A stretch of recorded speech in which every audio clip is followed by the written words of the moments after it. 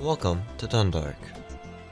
Last we left off, we had a fight scene between Suzu and Kagari, which was really intense. Now we're, as always, staring at the sky, so that's good.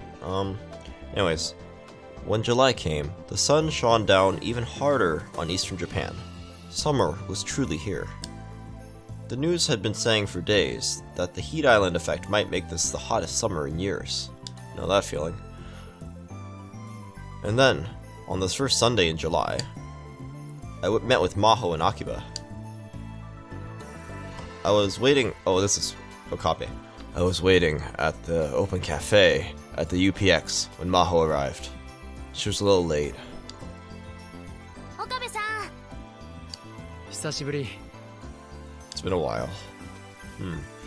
She ordered iced coffee. An iced coffee and took a deep breath. と言っても、いつもビデオチャットで顔は合わせてるが。Wait, I thought Maho was like captured or something. Something bad happened to her. I didn't think we just like gonna meet her at a cafe. Huh. Okay. That's weird. But you know, we talk to each other all the time, even on video chat. そうね。あまり久しぶりという感じはしないわ。Her habit of paying no attention to her clothes or looks hadn't changed at all in the past 6 months. Oh yeah, I guess this is the first time we see Maho in her summer costume. That's a good point. People were going to think she was an elementary school kid who decided to go play at a friend's house. But it would have said her if I said that, so I never would. まさかこっちに来てるとは思わなかったよ。偶然レスキネン教授と会わなかったら今も知らないままだった。落ち着いたら連絡するつもりだったのよ。クリスのことで定期的な連絡はいずれにせよしなければならないのだし。Right, okay. 今回は新型脳炎の研究だって。レスキネン教授はね。私はその助手という立場だけど、どちらかというとアマデウス担当。何か不具合はない？と言っても、これもいつも報告は受けているから、大体の状況は分かっているつもりだけれど。ああ、特に問題ない。最近はクリスの相手をするのに苦労してるけどな。It's been a struggle to deal with her. ちょっと。Hey! I heard a voice coming from my smartphone, which I'd placed on the table. 苦労ってどういう意味？ I left the Amadeus app turned on. Of course, Krisu couldn't hear everything we said. 最初に会った頃よりちょっと口調がきつくなってきてる気がする。あんたが勝手に私にビビってるだけでしょ？かもな。It was turning our relationship in the Alpha World line. It was turning into our old relationship, yeah, where we'd fought all the time. I was starting to lose track of whether that was a good thing or a bad thing for me. I thought I was trying to forget about Krisu. ヒアジョーさんは初めて会った時の方が口調はきつかったな。あれは初対面の人には先輩はきついのよ。なぜかというと年相応に見てもらえないから。That's fair. The two of them spoke in unison. だからついカリカリしちゃうのよ。ある程度親しくなれば容姿のことも言われなくなるでしょ。だから心穏やかに話せるというだけ。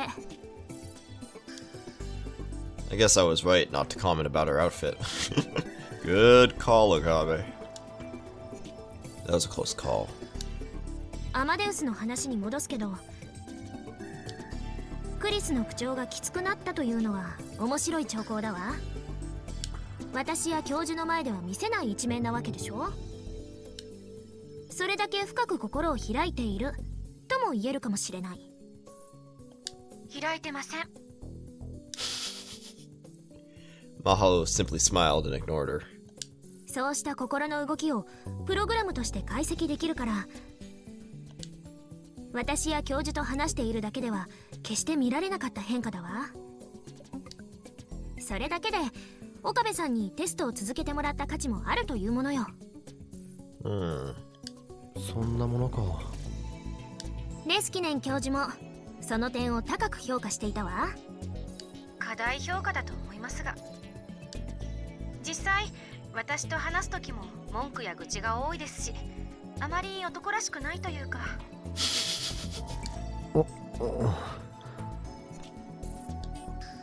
Well, I knew that my personality had gotten a bit negative. Just a little. Especially given what I've been through.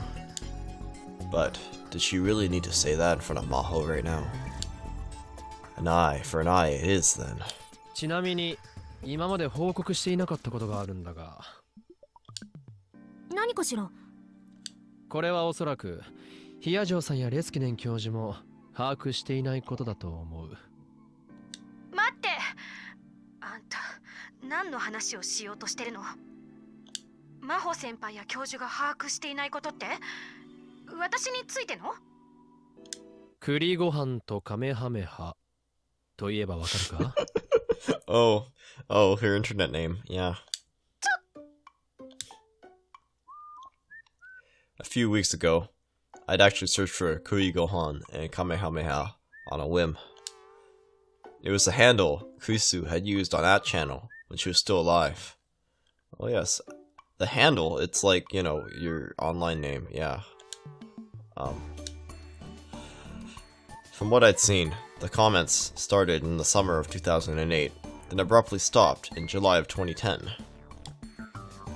And then started up again in December of that same year. Oh. Even now, in July 2011, they were still appearing. So, let me think about the dates here. They started in 2008, then stopped in July 2010, and then started up in December. Well, I guess that means, like, the 2008 to 2010 comments were from the original Kurisu, and the ones from December to now are, like, Amadeus Kurisu's. Interesting. That's freaky. You know, like, your AI version of yourself taking over your online persona after you die. That's some crazy stuff right there. If it wasn't Kurisu's ghost, and it wasn't an imposter, then the only one who could be writing these posts was... 岡部倫太郎さん、ちょっと二人だけで話をしましょうか。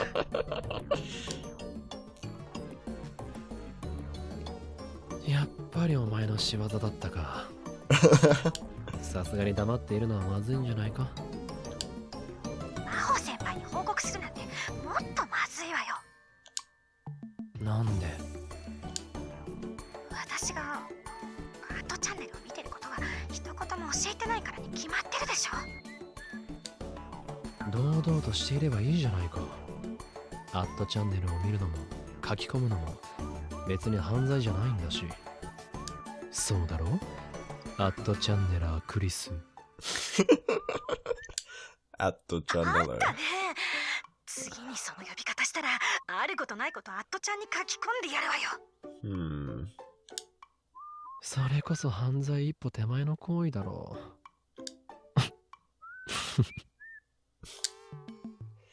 I couldn't help but laugh. Conversations like this brought back so many memories. I used to be so full of myself that I'd tick off Kurisu all the time. ねえ、一体何の話？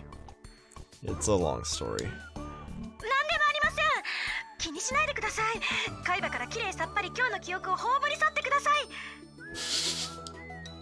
い。隠していたっていつかはバレるぞ。あんたはいいから黙りなさい。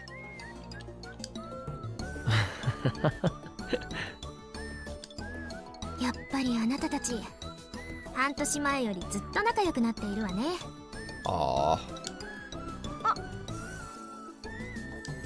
先輩、すみません。どうして謝るの？いえ、せっかく岡部と真帆先輩久々に会ったのに私ばかり話してしまって。Oh, fair. というわけで、あとはお二人でごゆっくりどうぞ。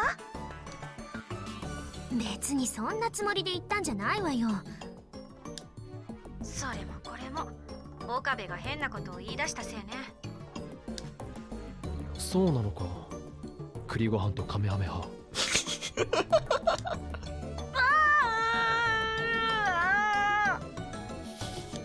願いだから言わないで。 Just like the real Kurisu, she was strangely obsessed with hiding the fact that she was an ad channeler. ちょっと頭を冷やしたいので一度切りますね。失礼します。 Bye. Kurisu disappeared from the screen. Kurisu had been kind of rude lately, so it was good to have a chance to get back at her. If I overdid it, she was probably going to hold a grudge, so this was a good place to stop. 栗ご飯って何なのよ。どうしても知りたかったらクリスに聞いてくれ。If I explained it, she'd probably get mad and refuse to talk to me again. それで今回はどれぐらいの間こっちに滞在することになりそうなんだ。前よりも長くなるかもしれないわね。レスキネン教授が研究している新型脳炎は未だに詳しいことがほとんど分かっていないようだから、もしかしたら私だけ先に帰らされる可能性もあるけど。時間があったらラボにも顔を出してみるといい。ダルやマユリもきっと喜ぶはずだ。マユリさんはともかく橋田さんはどうかしら。Don't want to go see Daru? Maho is finally starting to understand Daru's true nature. Speaking of Daru, you should be on a date with Yuki Amane right now. Really? Oh, that's nice. That's nice. I'm glad. I'm glad for them. It's good. ちなみにクリスのノート PC はその後どうしたの？ Yeah, what did happen to Kurisu's laptop over the last 6 months? Can we discuss that, please? Thank you. あれは破棄したよ。 Did he? Did you really destroy it, Okabe? Is that what you really did? それが一番いい判断だったんだ。前にそう話しただろう。ええ、そうね。Why didn't you just destroy it right then? She looked down, a sad expression on her face. I mean, maybe he really did destroy it, and I shouldn't be doubting Okabe. I told her I was going to do it ahead of time, but it still must have upset her to see one of the last things she had to remember Kurisu be destroyed. Or by destroyed, whatever, same thing. I guess what I'm saying is, what they're saying is that Kurisu, it was a memento, and Okabe couldn't just smash it in front of her. That would be awkward. Yeah, that's fair. I get it.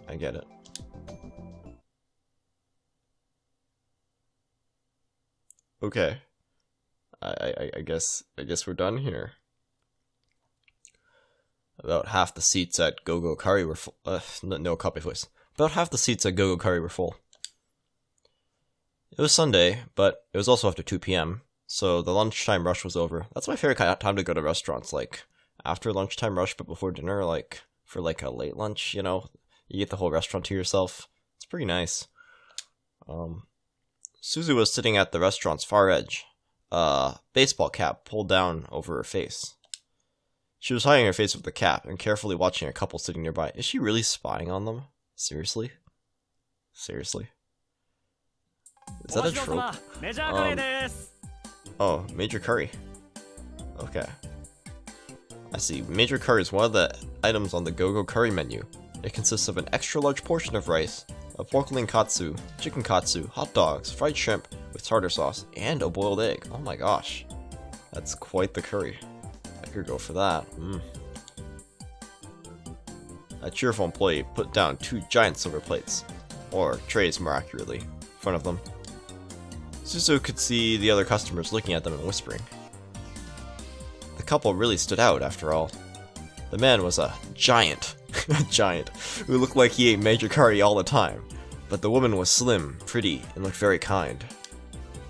The combination of the huge man and slim woman was as unbalanced as the combination of pretty girl and major curry. The major curry was big. It was huge. Suzu knew from the experience.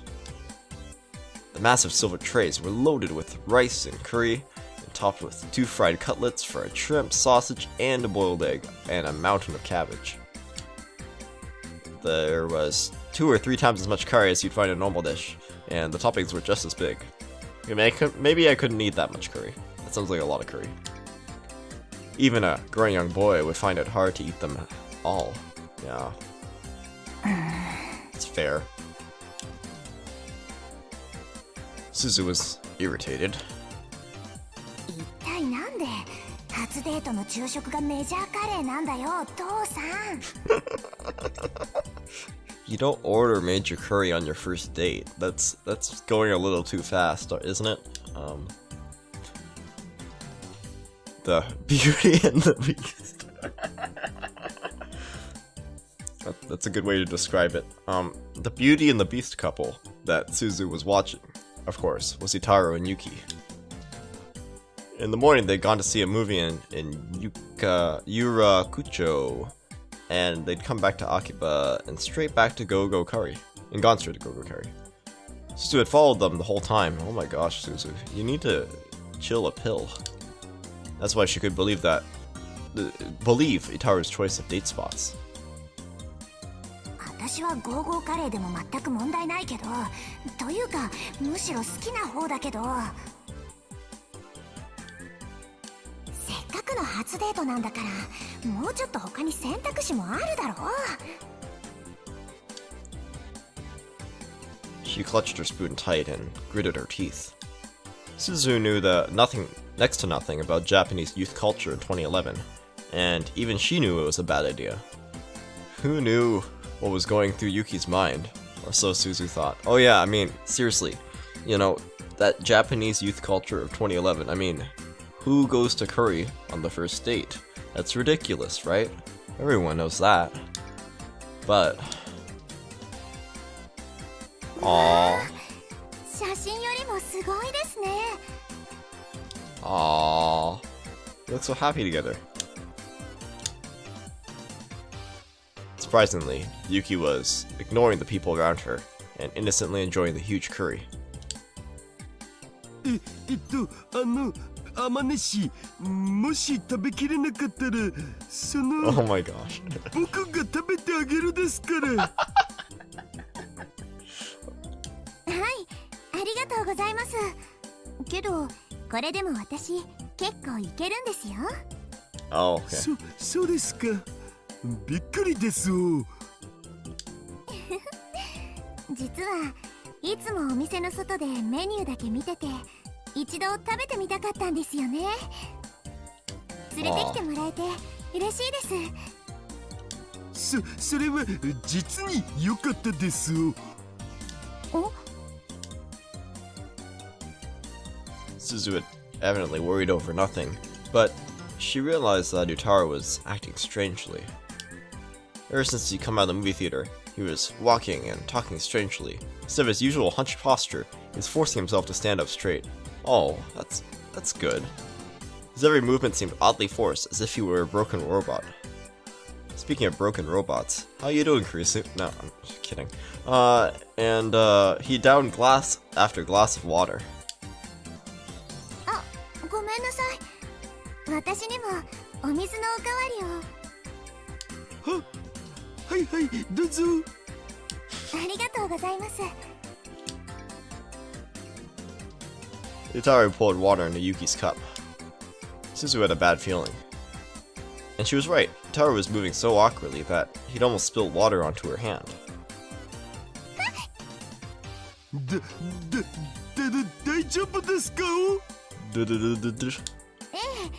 ちょっと手が濡れただけですから。それより早く食べましょう。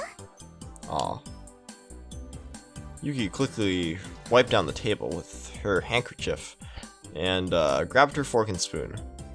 There were stars in her eyes. Aw. それじゃあいただきます。いただきます。 Yuki seemed to be really enjoying her meal, but Utaru was very formal and quiet.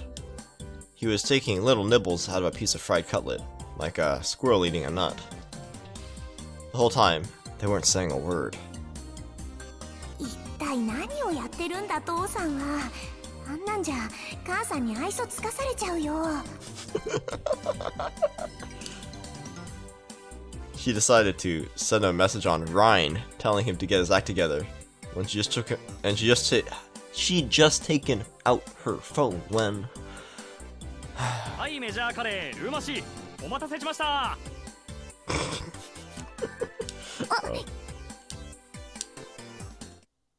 A huge platter was laid out on the table in front of her. The other customers started murmuring again. Come to think of it, when she'd follow them into the restaurant, she'd ordered her usual major curry with an extra roll, and then forgot about it. Now, everyone was going to focus on her. Oh no, they might notice that she's there. In a small shop like this, it was suicide. あら？ Huh? Just as she'd expected, her eyes met Yuki's. 鈴葉さん、いたんですか？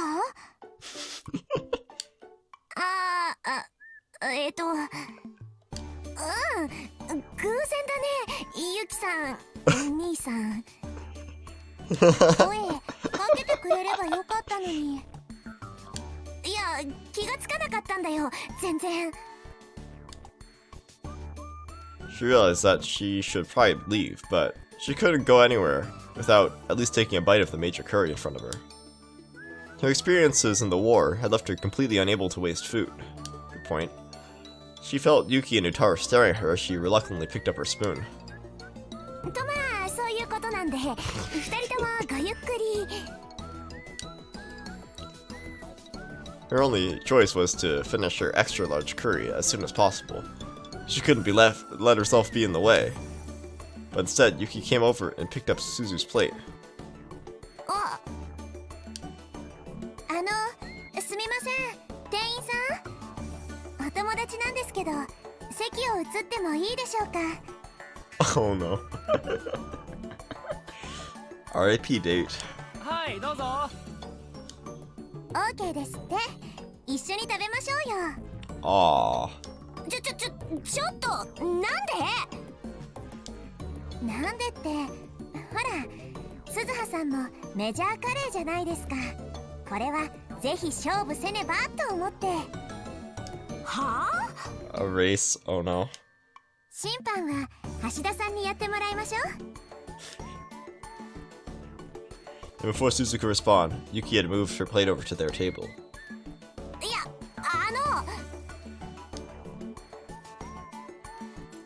She had no choice but to follow, but before she sat down, she whispered in Yuki's ear. デート中なんだよね。え？そうです。デート中です。改めて言われると照れますね。Aww.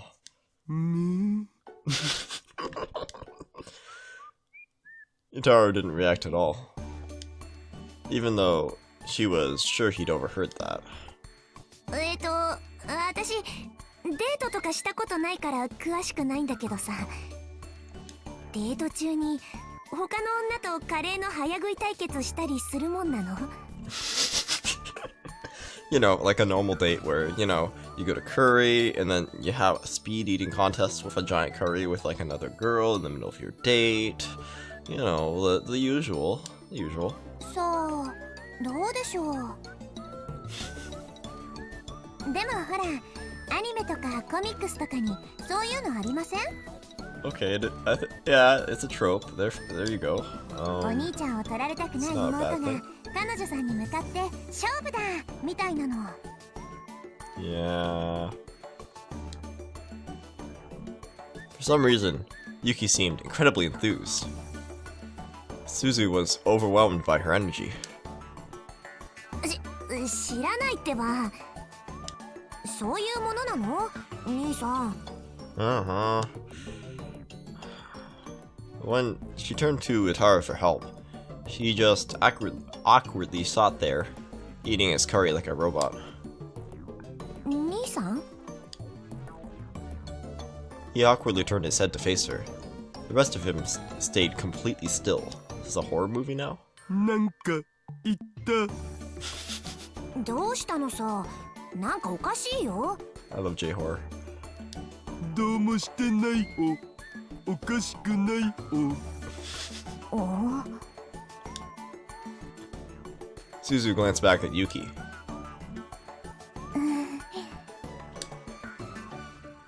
And for the first time, Yuki looked concerned.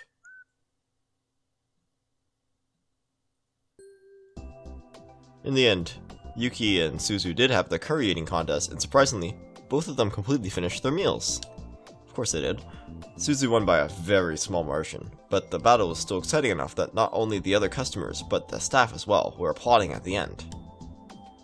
But the whole time, Daru kept eating by himself. Aww. Since this wasn't even a conversation, let alone a date, she sent Itaru home alone. Oh, that's so sad. Part of her wanted to demand that Itaru explain himself right now, but she just decided to talk to Yuki instead. She tried her best to avoid Yuki so far, in order to keep her identity a secret, but it was July now. She would be gone from this era very soon. This might be her last chance to talk to Yuki at all. Aw, that's so sad. 鈴葉さんがいてくれて助かりました。 Yuki sighed a little after Taru left. 私、もしかしたら気に障るようなことをしちゃったのかもしれません。 Aww. 橋田さん、私といてもあんまり楽しくないみたいだったから。 Oh, don't say that. 単に緊張してただけじゃないかな。でも映画を見る前は楽しそうにお話ししてくれてたんですよ。それが映画の後はすっかりよそよそしくなってしまって、私何か間違っちゃったのかな。 Was it something I said? カレー屋さんに連れて行ってもらったのも私のリクエストだったんですけど、ずっとあの調子だったからさすがにちょっと困ってしまって、それで偶然お店にいた鈴葉さんに助けを求めたというわけです。Aw. What had happened inside the theater? Suzu hadn't followed them inside. She spent about 2 hours killing time outside. あのさ、 Hey. Let's let the Suzu voice. なんで兄さんのこと好きになったの？ Aww. Oh yeah, let's play the serious music. いや、私が言うのもなんだけど、あんまりモテるタイプじゃないじゃん、兄さんって。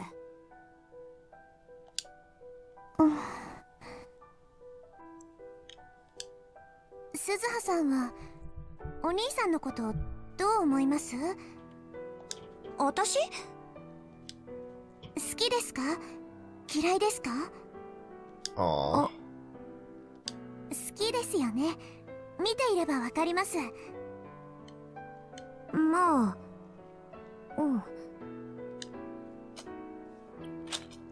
There were parts of him that she didn't like, but of course, she loved her dad. Aw. で、私のことは別にどうでもいいじゃないか。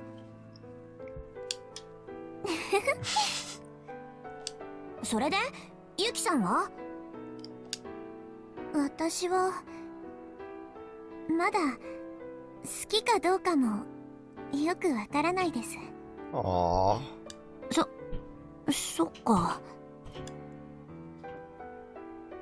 Not only had Itaru not told Yuki that he liked her, this was still their first date, and they hadn't spoke that much before, either.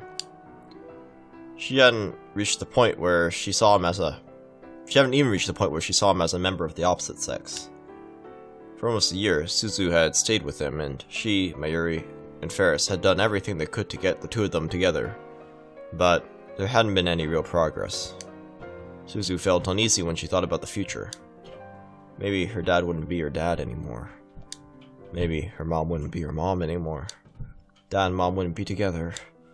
She imagined that future. そ Aw. んなの嫌だ。 She looked straight into Yuki's eyes. 私さ、もうすぐここからいなくなるんだ。え？ちょっと遠いところに引っ越すんだよね。 Aw.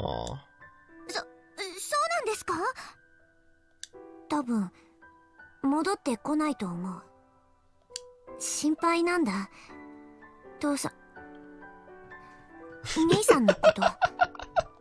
だからさ、ユキさん、こんなこと私が頼むのもおかしな話なんだけど。 And then she bowed deeply. 橋田至をよろしくお願いします。あ、 Aw. お Oh? There was no answer from Yuki. Suzu looked up, afraid, and tried to gauge the expression on her face.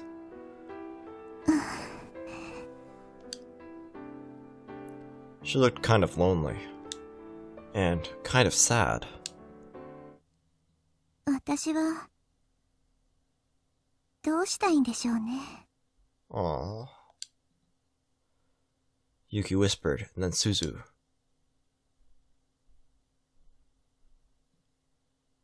ああ、もうどうするんだよ。これじゃ破局の危機だよ。まだ始まってもいないけど。 What? As soon as she got back to the lab, she yelled at her useless father. Okay. We're back in the lab now. すずはごめんな。橋だけはもうダメなんだしょぼくれてるんじゃない。シャレじゃ済まないんだ。とりあえず今日はなんであんな態度を取ったのかしっかり説明して。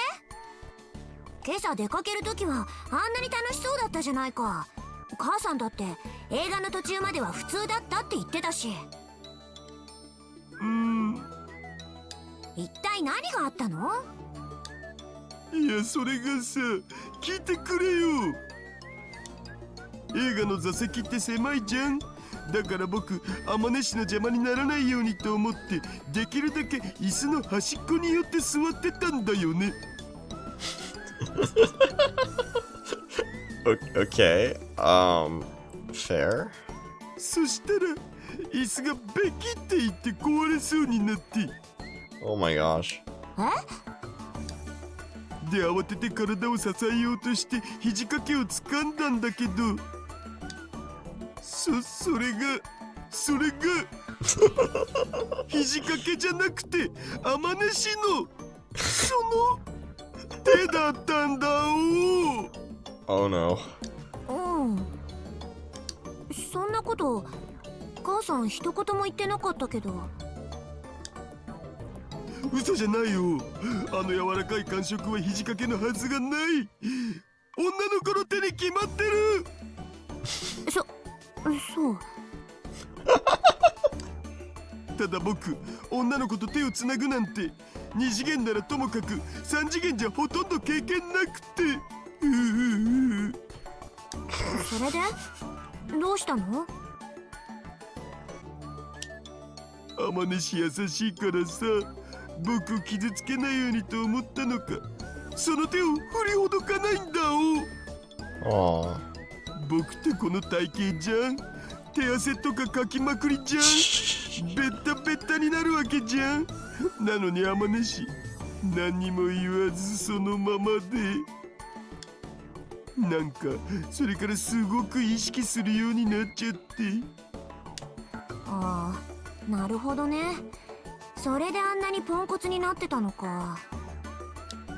天音氏もきっと心の中でキモいうざい話せ変態って思ってたに違いないよ。母さんはそんな人間じゃないよ。 In fact, from the way she was acting, she probably thought she'd upset him somehow. The problem was what she'd said. 私はどうしたいんでしょうね。 Aw. What does she mean by that? 母さんがわからない。鈴葉、こうなったら母さんのことは諦めて僕と二人で仲良く生きていこう。言ってることがめちゃくちゃだよ。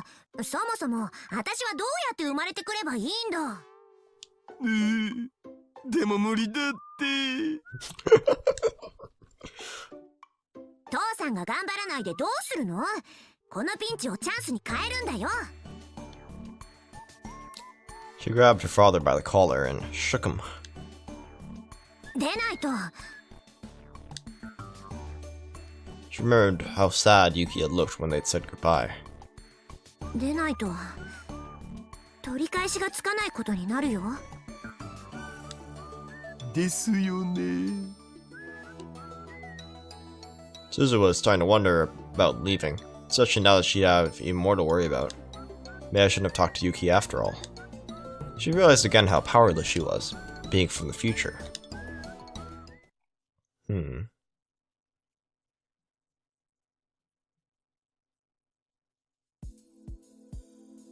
So, I think I'm gonna cut it off here.